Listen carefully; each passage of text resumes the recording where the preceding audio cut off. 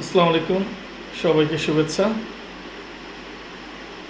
আগামীকাল সকাল ৬টায় বিশ্বকাপ বাছাই পর্বের ম্যাচে দুই চিরপ্রতিদ্বন্দ্বী ব্রাজিল এবং আর্জেন্টিনা মোকাবেলা করবে। দুই দলের দুই বড় তারকা, আর্জেন্টিনার বিশ্ব সেরা খেলোয়াড় লিওনেল মেসি এবং ব্রাজিলের নেইমার খেলছেন না ইনজুরির কারণে। যদিও দীর্ঘদিন যাবতই নেইমার দলের বাইরে। খেলাটি খুব প্রতিদ্বন্দ্বিতামূলক হবে।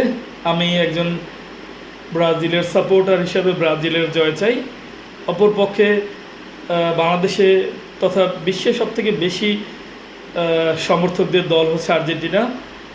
তো দুই দলের মধ্যেই অনেক তর্ক বিতর্ক থাকে এই খেলা নিয়ে। বিশেষ করে আমরা বাংলাদেশের যারা ফ্যান ফলোয়ার রয়েছি এই খেলা নিয়ে অনেক বেশি তর্ক বিতর্ক করে থাকি। যদিও এটা মধুর বিতর্ক,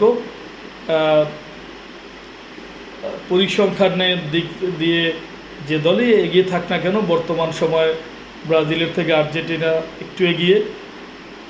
ব্রাজিলের সেই যে আগের যে সাম্বার যে একটা বিশ্বখ্যাত, তাদের অনেক ফরওয়ার্ড ছিলেন, এখন কিন্তু সেভাবে বেশ কয়েক বছর লাস্ট 3 বিশ্বকাপে তারা সেভাবে জ্বলে উঠতে পারেনি। আর্জেন্টিনা সর্বশেষ তারা বিশ্বকাপ জিতেছে, এর আগে রানার আপ হয়েছে। তো তারপরও দুই দলের খেলা, কেউ কাউকে ছেড়ে কথা বলবে না। দুই দলেই ভালো ভালো খেলোয়াড় রয়েছেন। বিশেষ করে আর্জেন্টিনা তাদের গোলরক্ষক এমি মার্টিনেজ, তিনি গোলবারে থাকার কারণে আর্জেন্টিনা অনেকটাই নির্ভর থাকে। অপরপক্ষে ব্রাজিলের ফরওয়ার্ড ভালো তুলনামূলক, তাদের মূল গোলরক্ষক ইনজুরিতে, এলিসন বেনতো হয়তো খেলবেন। তো একটি উপভোগ্য খেলা চাই, জয় পরাজয় যাই হোক। আমি ব্রাজিলের ফ্যান হিসেবে, ব্রাজিলের সাপোর্টার হিসেবে অবশ্যই ব্রাজিলের জয় চাই। এবং আপনারা জানেন যে ব্রাজিল বিশ্বকাপ, মানে এবারের বিশ্বকাপ 2022-এর বিশ্বকাপ উপলক্ষে আমরা এই বরিশালে অনেক বড় র্যালি করেছিলাম। আবার পরবর্তী বিশ্বকাপেও বরিশালে এভাবে আমরা আবারও ব্রাজিলের পক্ষে বড় র্যালি করব, সেই আশাও ব্যক্ত করছি।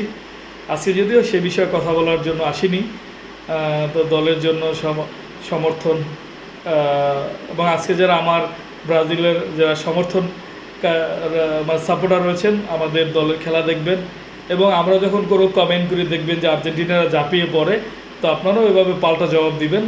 যুক্তিতর্ক হবে, মধুর বিতর্ক হবে। তো দেখা হবে মাঠে। জয়ের পরে আবারও কোনো ভিডিও নিয়ে হাজির হব সবার সাথে। তো সবাই ভালো থাকবেন, সুস্থ থাকবেন। ধন্যবাদ সবাইকে।